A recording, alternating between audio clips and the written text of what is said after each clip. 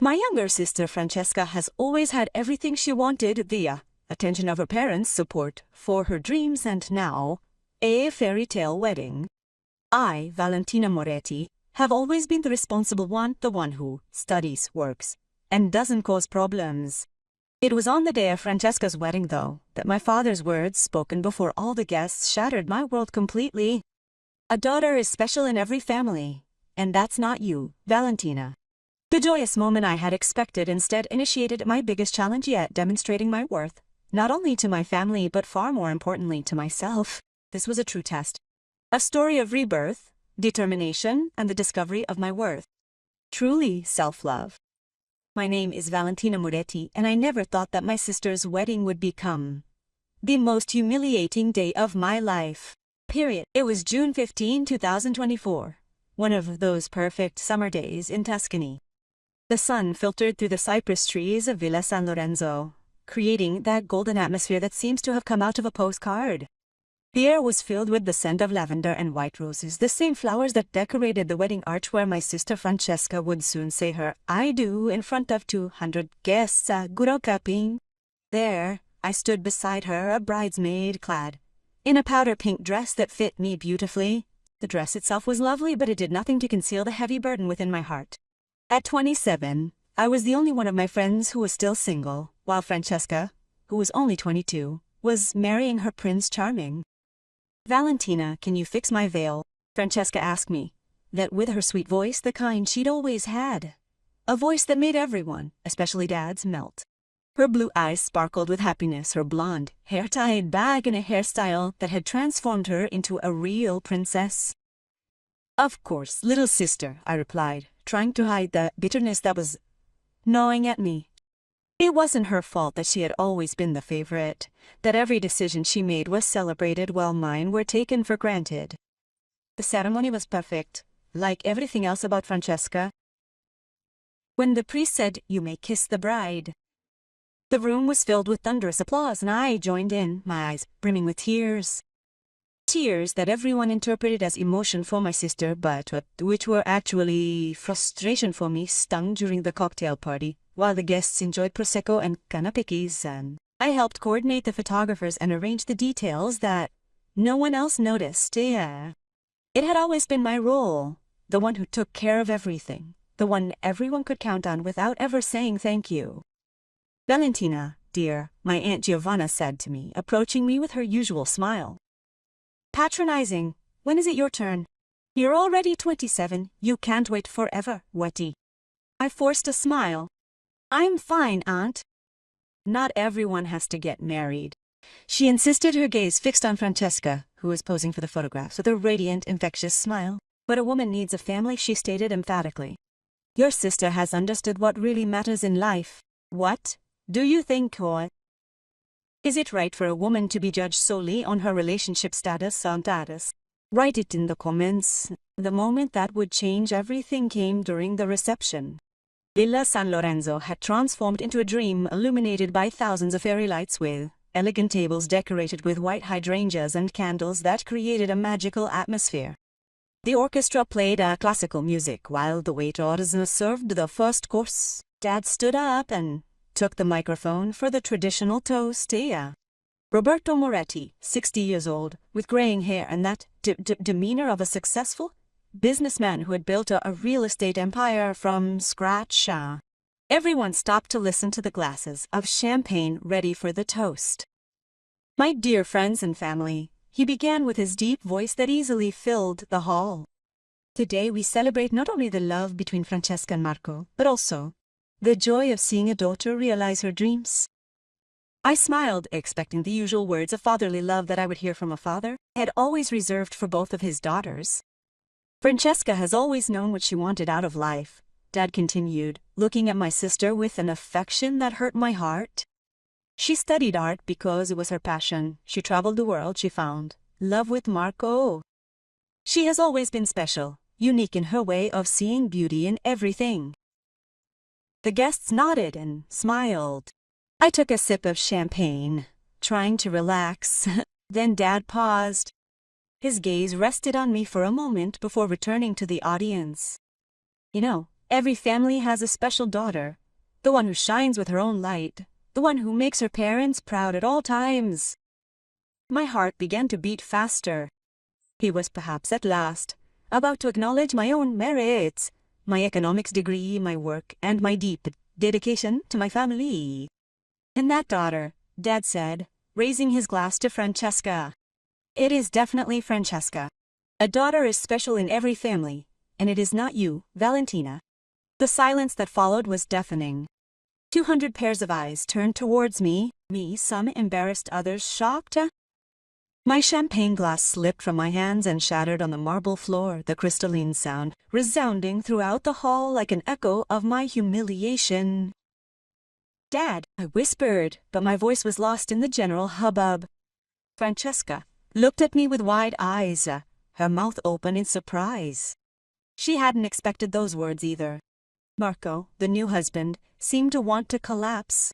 Mom, sitting at the main table, had a purple face and took a long sip of wine, avoiding my gaze. "Roberto," I heard Uncle Mario whisper.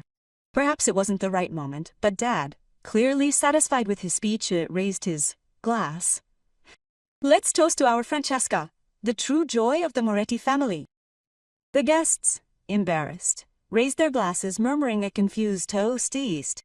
I remained motionless, with the shards of glass at my feet and my heart shattering in the same way. I couldn't believe that my father, the man who had raised me, who had seen me fight for every goal he knew, every sacrifice I made, had said those words in front of everyone. Not only had he not recognized me, but he had publicly declared me the non-special daughter, period. I stood up, slowly, my legs shaking. Everyone was looking at me with a mixture of pity and embarrassment. Francesca approached me. "Valentina, I didn't know that, Dad. Congratulations on your wedding," I interrupted her, my voice shaking, my voice. "Excuse me, I need to get some air here." I left the living room with all the dignity I had left, crossing the brightly lit garden until I reached the parking lot where I had left my white Fiat 500 only. Only when I was safely in the car did the tears begin to flow without a trace. Control point: 27 years of life, and my father had chosen my sister's wedding to tell me that I wasn't enough, that I wasn't special, that I wasn't worthy of his pride, period. At the time, though, I didn't realize that those incredibly painful words would ultimately become the catalyst that pushed me to make a complete and fundamental transformation in my life. The entire night I was unable to sleep a wink. Dad's words stubbornly echoed within my head like the incessant repetition of a broken record, period. I returned to my apartment in the center of Florence around 2 a.m.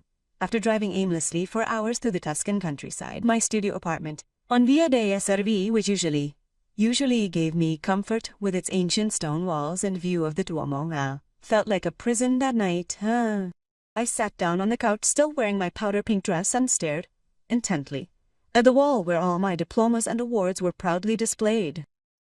A degree in economics with honors from Bocconi University, a master's in international finance, professional certifications. It all seemed so insignificant after what had happened. Suddenly the phone started ringing. At first Francesca, then Mom, then some cousins who probably had witnessed the scene. I didn't answer anyone. I didn't want to hear their embarrassed apologies, or even worse, their justifications. Around 4 a.m., I got up and made myself a strong coffee. Outside the window, Florence was still asleep. The streets were lit by streetlights that created mysterious shadows on the Renaissance buildings. Usually that view relaxed me, but that night I felt more alone than I had ever felt before. I opened my laptop and started scrolling through my work emails. I had been working for 3 years at a small financial consulting firm, Benedetti Associati, where I mainly dealt with investment analysis for Tuscan SMEs and Icatan. It was a job that I did well, but that didn't give me much satisfaction. My boss, Dr. Benedetti, was one of those 60-year-old men who still believed that women were only good at taking notes and making coffee. Bonesby. While I was answering my emails, the phone rang again. This time it was Francesca, who clearly hadn't given up. "Valentina, please pick up," I heard her voice on the answering machine. "Antayan Zafanas. I'm worried about you, Dad. Dad drank too much last night. He didn't think what he meant." I said, "Please, call me. Turn off the phone." I didn't want to hear excuses for my father. Alcohol didn't justify the public humiliation I had suffered. On Monday morning, I went back to work as if nothing had happened, but something inside me had changed. It was during the morning meeting when Dr. Benedetti requested that I take notes, while he and his male colleague discussed their strategic plans that a certain something clicked inside me. "Excuse me, Dr. Benedetti," I interrupted, "but I believe the investment proposal we are discussing has some shortcomings that I would like to highlight. No highlight." He looked at me in surprise. I usually never spoke during meetings. "Valentina, dear, let the men discuss complex issues. You can continue taking notes." Those words stabbed me like a knife. It was the second time in a few days that an important man in my life had told me that I was not good enough. "With respect, doctor, I have a master's in international finance and 3 years of experience in this field. My analyses have helped our clients earn over 2 million euros in the last 12 months, sir. I believe I have the right to express my professional opinion." The silence in the meeting room was palpable. Dr. Benedetti seemed shocked by my sudden assertiveness. "Well," he said at the end, "if you have something to say, say it, but hurry up."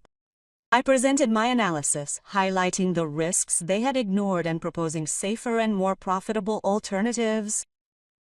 When I finished, even my colleague Marco, yes, he had the same name as Francesca's husband. How ironic, he seemed impressed. "It's a very thorough analysis," Dr. Benedetti admitted through gritted teeth. That small moment of professional affirmation gave me a burst of energy that I hadn't felt in years. For the first time, I had made my voice heard and they had listened to me, period. But what would you have done in my place? Would you have remained silent or would you have fought to gain respect? Let me know your thoughts in the comments, period. During my lunch break, instead of going to the usual bar with my colleagues, I decided to take a walk along the Arno. The river flowed peacefully under the Ponte Vecchio, and tourists were photographing every corner as if it were the first time they had seen its beauty. I stopped halfway across the bridge, looking at the water flowing towards the sea. Maybe it's time for me to change direction as well, I thought out loud. Sitting nearby, an elderly lady was feeding the pigeons when she smiled kindly over at me. "Excuse me, dear, were you talking to me?" "Oh no, excuse me. I was just thinking out loud." "Sometimes it's necessary," she said with a kind smile. "I'm Rosa. I'm 82 years old and I've changed direction in my life at least 5 times. The last time was when I was 75 and I opened a small bookstore here in Florence." I looked at her curiously. 75, my dear Rise. It's absolutely never too late to start over. In fact, it certainly isn't. How old are you? 30. Does. Ah, you're still a child. You have your whole life ahead of you to prove yourself to yourself. Kelper echoed in my mind all afternoon. As I walked back to the office, I began to think seriously about what I really wanted from my life. In the evening, I finally answered Francesca's call. "Valentina, thankfully I am so sorry for what occurred at the wedding. It was a truly awful shame. Dad got drunk and Francesca." I interrupted her gently. "It's not your fault, Tin. And I don't think Dad was drunk when he said those words. I think he meant them." You hear the silence on the other end of the phone. "What do you mean?" "What I'm saying is that my entire life I've strove to be the perfect daughter. I dedicated myself to my studies and work, always prioritizing my family. But it seems that was never enough. But you're important to all of us, right, Francesca? And that's okay. I've realized that I can no longer wait for recognition from others to feel special. I have to find a way to be special for myself." The previous night marked the first time since Sunday that I had a truly restful sleep. And in my dreams, I saw myself not as the unexceptional daughter of the Moretti family, but as Valentina, a woman capable of building something truly extraordinary. However, what I uncovered the following day would prove to be a turning point, challenging my newly forged determination in a way I could never have foreseen. As Tuesday morning arrived, it brought with it news that could have utterly destroyed me, but instead, unexpectedly became the key unlocking my freedom, period. I had just arrived at the office when Dr. Benedetti summoned me to his office.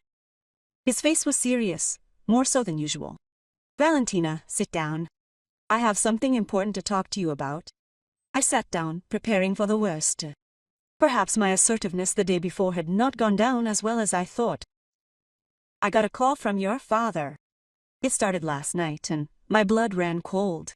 He told me about the episode at the wedding and, well, he asked me to keep an eye on you. He says you've been a bit emotionally unstable lately." The words hit me like a slap in the face. Not only had Dad humiliated me publicly, but now he was also sabotaging my career. "Dr. Benedetti," I said, my voice shaking with anger, "what happened on Sunday is a private family matter that has nothing to do with my work." I understand, he said, throwing up his hands. "But your father is worried about you. And frankly, after your behavior yesterday in the meeting, I too am starting to think that you need some time to reflect." "What behavior?" I stated my opinion professionally and competently. You then, however, reacted by suddenly becoming confrontational. "Look, Valentina, you're a good girl, but perhaps this job is becoming too stressful for you. I spoke with the partners, and we decided to offer you an opportunity." My heart began to race. "What kind of opportunity?" "A transfer to our Pisa branch. Less responsibility, less stress, same salary." What was that? A demotion disguised as an opportunity. We both knew that. What if I refused? Dr. Benedetti sighed. "Well, I'm afraid that in that case we would have to reevaluate your position here in the company." It had only been 3 days since Francesca's wedding, and already my professional life was falling apart because of my father's intervention. Basawo. At that moment, I realized that I had to make a choice: continue to suffer or take charge of my life. "Dr. Benedetti," I stated, rising slowly, "I accept your proposal for a reassessment. Therefore, I am submitting my immediate resignation." A look of surprise dawned on his face. "Valentina, please don't rush this decision. There's nothing rash about what I'm doing. It's the most logical and thoughtful decision I've ever made." I left his office feeling like I had just broken the chains that held me prisoner. Amener. For the first time in 3 days, I felt a positive adrenaline rush. I gathered my things from my desk under the curious gaze of my colleagues. Marco approached me. "Valentina, are you sure about what you're doing?" Marco smiled at him. "I've never been more sure of anything in my life." I left the office, and instead of going home, I walked to Rosa's bookstore, the lady I had met on the old bridge. I found her behind the counter, busy arranging some books. "Oh, hi, Kara. How are you?" Rosa remembers that. What she told me yesterday about changes in direction. Better, because I just resigned. Her eyes lit up. "Very good. And now what are you going to do?" For the first time since Sunday, I really smiled. "I don't know yet, but I know what I won't do again. I won't let anyone tell me I'm not good enough anymore." Rosa applauded. "That's the right spirit." "Sit down." I offered her tea, and we talked about projects. We spent the afternoon discussing my skills, my passions, and the possibilities that were opening up before me. Rosa had incredible wisdom and helped me see opportunities that I had never considered. "Have you ever considered starting your own business?" he asked me. "As an independent financial advisor." "Why not? You have the experience, the skills, and, most importantly, now you have the motivation. Small Tuscan businesses need advisors who really understand them, not big corporations that see them only as numbers." Inez. The idea began to take shape in my mind. I could specialize in family businesses, help them grow and prosper. I knew family dynamics well, unfortunately, but that evening I went home and started doing market research. I wrote a preliminary business plan, calculated startup costs, identified potential clients. I worked until 3 in the morning, but I had never felt so energetic. That Wednesday morning, instead of getting up to go to the office, I got up to start my new life. The first thing I did was call a lawyer to register my company, Moretti Financial Consulting, consulting for family businesses. Yes, I had kept the last name Moretti. Not to honor my father, but to claim my right to wear it with pride. In the afternoon, I received a call from my mother. Valentina, I heard from Dad that you resigned. It's true. Yes, Mom. But why? You had a good job. I had a job that was killing my soul. I decided to start my own business. Silence on the other end of the phone. Valentina, maybe you should come home and we can all talk about it together.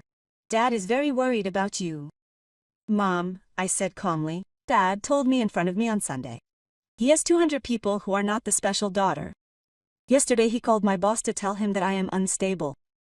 Can you explain to me what he should be worried about? He heard Mom's sigh. He didn't mean to say those things. He was alone. He was sober and clear-headed. Mom, that's okay. I finally understood that I don't have to seek his approval anymore. I have to build my own approval. What do you think? Is it right to cut ties with a family when they don't support us, or should we always seek dialogue? Write me about your experience in the comments. 2 weeks later, my new company was up and running. My first client was a small company. My first client was a small business winery run by 3 brothers who fought constantly over every decision. In 3 months, I helped them restructure the management, define clear roles, and increase revenue by 30%. Word of mouth started to work. I quickly acquired more clients, including a textile company, a chain of restaurants, and even a construction firm. My expertise in family dynamics turned out to be a significant competitive edge. At the 6-month mark following Francesca's wedding, my company's revenue exceeded what I had earned as an employee in a full year of service. I had moved to an office in the historic center of Florence and hired my first employee, Sarah, a young graduate who was as brilliant as I had been. On my 28th birthday, I received an unexpected call. It was Francesca. Valentina, happy birthday. How are you? I'm great, thank you. How are you? How's your married life going? Good, good. Listen, I have to tell you something. Dad asked about your new company. He's heard you're having a lot of success. Oh, yeah, he wants to meet you. He says he might be able to help you with his contacts in real estate. Reciprocement. Francesca, tell him I appreciate the interest, but I don't need his help. I'm building something of my own, with my own strength. But Valentina is our father, and I'm his daughter. The daughter who said she wasn't special. Well, now I'm special to myself, and that's enough for me.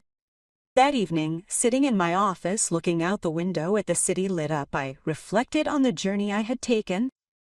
6 months earlier, I was an undervalued employee desperately seeking my father's approval. Now I was a successful entrepreneur who had learned to approve of herself. In fact, my father's words at the wedding were the most painful and at the same time most liberating thing that had ever happened to me. They broke my heart, but they also opened my eyes. Today, 2 years later, my company has become one of the most respected consulting firms for family businesses in Tuscany.